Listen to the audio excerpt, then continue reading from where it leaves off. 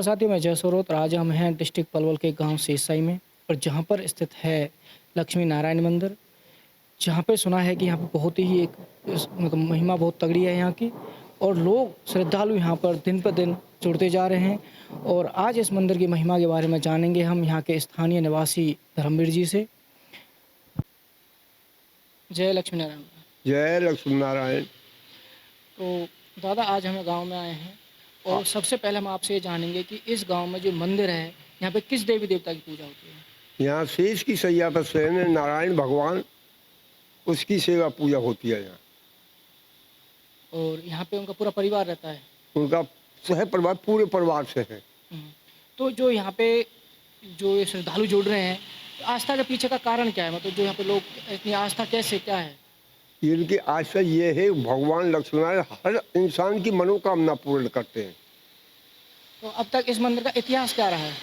इसका इतिहास ऐसा रहा, एक खिरबी के दो भगत थे, वो पेट पलैया डंडौती देते हुए श्री जगन्नाथ भगवान की शरण में जा रहे थे। चलते चलते उनके घोटू में हाथेदी में जख्म बन गए। उनका ऐसा कष्ट देखकर स्वयं जगन्नाथ भगवान उनके कष्ट देख साधु के रूप में प्रकट हुए और बोले कि भाई कहाँ जाओगे आप? तो उन भक्तों ने कहा महाराज हम जगन्नाथ जी जाएंगे। मान की बोले भैया जगन्नाथ तो बहुत दूर है, तुम पैसे हालत खराब है, बेचारा घोटू में हाथेदी में जख्म बने हुए हैं और कीड़ा पड़े हुए हैं, इसमें तुम पहुँच नहीं सकते। उन्होंने कहा महाराज हमारा कुछ भी हो हम जगन्नाथ की शरण में जाकर लेंगे। वहाँ की बोले भैया तुम्हें अगर यहीं दर्शन हो जाए तो तुम वापस जा सकते हो। वहाँ की महाराज जब देखी जाएगी पर कम से कम दर्शन तो हो। तो स्वयं जगन्नाथ भगवान ने अपने चतुर्भुज रूप के उन्हें दर्शन दिए। तो फिर दादा, उनकी ऐसी क्या मनोकामना रही वहाँ जब जगन्नाथ जी ने स्वयं वहाँ पे दर्शन दिए? तो भक्तों की क्या कामना थी? क्या कुछ मांगा उन्होंने वहाँ? उन्होंने कुछ भी नहीं मांगा। उन्होंने तो अपनी एक मुक्ति के लिए दर्शन करने के लिए पेट पलियाँ डंडौती देते हुए जा रहे हुए। उन्होंने तो यही कहा कि हमारी सुख संपत्ति हमें मिले, किसी तरह से हमें कोई दुख संकट ना हो। और ये ऐसा भी है कि जो भक्त थे वो अपने यहीं पलवल डिस्ट्रिक्ट के किसी गांव से थे वो? हाँ हाँ, खिरबी गांव से थे वो। अच्छा, दोनों भक्त खिरवी गांव से थे, दोनों सगे भाई थे वो? हाँ जी। तो उनके जो कीड़े पड़ गए थे, तो ऐसे बताया था किसी ने भाई जो कीड़े थे उनको जैसे नीचे कोई कीड़ा गिर भी जाता था, हाँ। तो उठा के उसको रख लेते थे, भाई नीचे रहेंगे तो उनको खाना नहीं मिलेगा। जख्म में जो कीड़ा पड़े है तो वो जमीन में जो गिर पड़े कीड़ा तो उन्होंने जख्म में उठा करके वो रख लेते थे। ऐसे भगत थे वो। उनका ऐसा दृढ़ संकल्प, जब देखा कि ये नहीं मान रहे ये करे, तो जब स्वयं जगन्नाथ भगवान साधु के रूप में प्रकट हुए, दर्शन भी दिए जो असली साक्षात दर्शन दिए। उन्होंने दर्शन दे करके जब उनसे कहा कि मान के भाई अब जाओ, मान के महाराज हम चले तो जाए, पर हमसे गांव में पूछेंगे जाके भाई तुम जगन्नाथ गए थे, कहा देखो तुमने देखा तो कुछ भी नहीं है। तब उन्होंने अपने भाई की मूर्ति यहाँ खीर सागर के इसमें रक्षा में ये मूर्ति बतलाई और तुम उसे निकलवा। जी ने अपने भाई की मूर्ति यहाँ पे बताई थी, बतलाई और कि तुम उसे निकलवा लेना, तुम्हें कभी जगन्नाथ आने की जरूरत नहीं पड़ेगी। तब उन्होंने उस जगह पे खोज करी, जगह की, जब ये मूर्ति मिली और उसे ये कहा कामधेनु गौ जहाँ एक जगह दूर तक काम की मिल जाए वहाँ उस मूर्ति का निश्चय जगह है। हाँ। उन्होंने खोज करी, जब गाय कामधेनु गौ एक जगह दूर तक काम तो ही मिल गई, तब उन्होंने वो जगह खोज करके जब बस्ती में जाके बताई। जब उन बस्ती वाले आए और उन्होंने फिर वो वहाँ से निकाली, मूर्ति निकाली गई। दादा, जो ये मूर्ति यहाँ पे स्थापित हुई इसी स्थान पर, इसके पीछे क्या रहस्य है कि वो कहीं और भी स्थापित हो सकती थी? वो ऐसा था, वो भगत थे 24 के। अच्छा, 24 पाल के भगत थे और यह जोर था हमारे पड़ोस इन गामन का। आपस में जब ये खींचातानी होने लगी हम ले जाएंगे, तब वो 24 की वजह से जब ये मूर्ति यहाँ समाने पे एक पधराव, जब ये यहाँ पधराने दो जब करिए।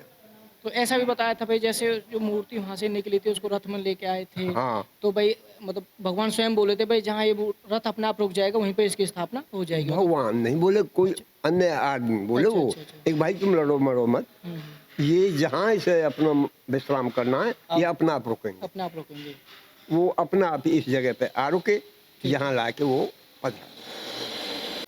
दादा, फिर जो यहाँ पे पूजा अर्चना प्रतिदिन होती है या फिर कोई मेले के रूप में यहाँ पे कुछ है? यहाँ प्रतिदिन पूजा होती है। श्रद्धालु रोज आते हैं यहाँ पे? रोजाना आते हैं। अच्छा, पर एक दिन ऐसा कोई निश्चित है भाई उस दिन ज्यादा भीड़ रहती हो या फिर ऐसी कोई मान्यता हो?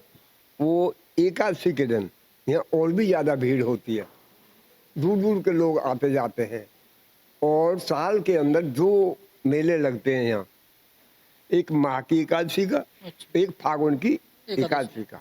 जो मतलब विशाल मेले होते हैं एकदम हाँ, बड़े-बड़े। साल में 2 मेले लगते हैं। ठीक, ठीक। फिर दोनों की मान्यता अलग-अलग है, एक ही से दोनों मतलब वो सेम अलग चीज़? अलग है, तो जो फागुन का एक छोटी एकादशी है, एक बड़ी एकादशी है। अच्छा। ये बड़ी है, जो ये मेले की निकली ये बड़ी है, ये फागुन वाली है, छोटी आएगी।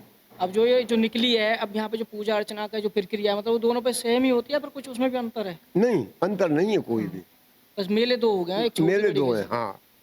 तो जो ये एकादशी के दिन ही पूजा क्यों होती है? क्यों मेले लगते हैं? ऐसा कुछ है उसके पीछे वो कहानी? एकादशी के दिन ये पूजा होती है, ये भक्ति रहते हैं लोग, बट व्रत करते हैं, हाँ, इस वजह से एकादशी का मेला रखा है ठीक, ठीक। स्वयं जगन्नाथ भगवान ने। इंद्रिय दमन यज्ञ करना, तप, सरलता, अहिंसा, सत्य, क्रोध, त्याग, शांति, चुगली न करना, सब प्राणियों पर दया करना, तृष्णा से बचना, कोमल स्वभाव, लज्जा, चपलता का त्याग, तेज, क्षमा, धैर्य, पवित्रता, द्वेष, प्रेत, अवमान न करना, देवीय संपत्ति को प्राप्त जन्म लेने वालों को ये सब गुण मिलते हैं। तो हमारे साथ यहाँ पे पुजारी हैं, तो पुजारी जी से हम बात करेंगे। तो बाबा हमें ये बताइए जो ये श्री लक्ष्मी नारायण जी का मंदिर है और इन्हीं का रूप विष्णु जी का है, विष्णु भगवान का है। यहाँ स्वयं विराजमान हुए हैं और पुराना मंदिर है।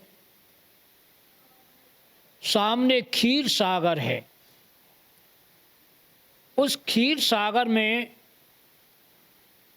जो भी यात्री आते हैं, जो भक्तगण आते हैं, उस क्षीर सागर में स्नान करो या छींटा लगाओ, बहुत पवित्र है। उसके पीछे क्या मान्यता है? मानता है जो अपनी मनोकामना पूरी करने के लिए आए हैं, ये करना है वो करना है, हमारे ये दुख है, हमारे ये है, तो सब क्षीर सागर में उनका दुख निवारण होता है। छींटे मारते और ये हाँ, ये स्वयं लक्ष्मी नारायण जी का मंदिर है। इन्हीं के सामने ही क्षीर सागर प्रकट है। बहुत पुराना स्थल है, कम से कम ना तो 300 वर्ष तो पुराना है क्षीर सागर। सामने जो मंदिर के सामने है वो 300 वर्ष पुराना तालाब। पुराना है। अभी आप यहाँ पे कब से हो? हम तो आते रहते हैं। आप बीच-बीच में आते रहते हैं, तो सेवा करते हो। वह 4 बजे मंगला आरती होती है। इसके बाद 8 बजे दूसरी आरती होती है और इसके बाद तीसरी आरती होती है जो राजभोग का, वो किस टाइम होती है? वो 11:30, 11 और 12 और 12:30 तक होती है। आरती होती है, भोग लगता है। और 81 जो ग्यास एक मिनट। परवा, द्योज, तीज, चौथ, पाँचें, छठें, सातें, आठें, नौवीं, 10वीं और 81, ये ग्यास हर 15 दिन बाद आती है। और इसका महत्व है श्री विष्णु भगवान की आराधना करना। स्वयं विष्णु भगवान प्रकट होते हैं उनकी आत्मा में जो व्रत करते हैं। और मंदिर यहाँ पे जो मंदिर के पट खुलने का समय क्या है सुबह का? सुबह जो मंदिर का पट खोलने का समय 4 बजे, सुबह 4 बजे पट खुल जाता है। और श्रद्धालु दर्शन कितने बजे शुरू हो जाते हैं? दर्शन शुरू हो जाते हैं 6 बजे, 6 बजे से और दोपहर के कितने बजे तक रहते हैं? दोपहर के 12 बजे तक। और फिर उसके बाद? उसके बाद 4 बजे पट खुलेंगे। अगर ज़्यादा यात्रीगण आते हैं, भक्तगण आते हैं तो पहले भी खुलवा देते हैं। ठीक है। और शाम को कितने बजे नहीं, तक? 4 बजे पट खुलते हैं और 4 बजे के बाद में आरती होती है 6:30 बजे और 7:30 बजे। और शयन आरती, जो शयन आरती होती हैं वे स्वयं 8:30 और 8 के बीच में, थोड़ी ठंड की वजह से 8 बजे हो जाती है। नहीं, गर्मियों के टाइम में 8:30 बजे शयन आरती होती है। अब शाम को जो नारायण जी के दर्शन कितने बजे तक होते हैं? 4 बजे से और 8 बजे तक। फिर उसके बाद में पट बंद हो जाते हैं,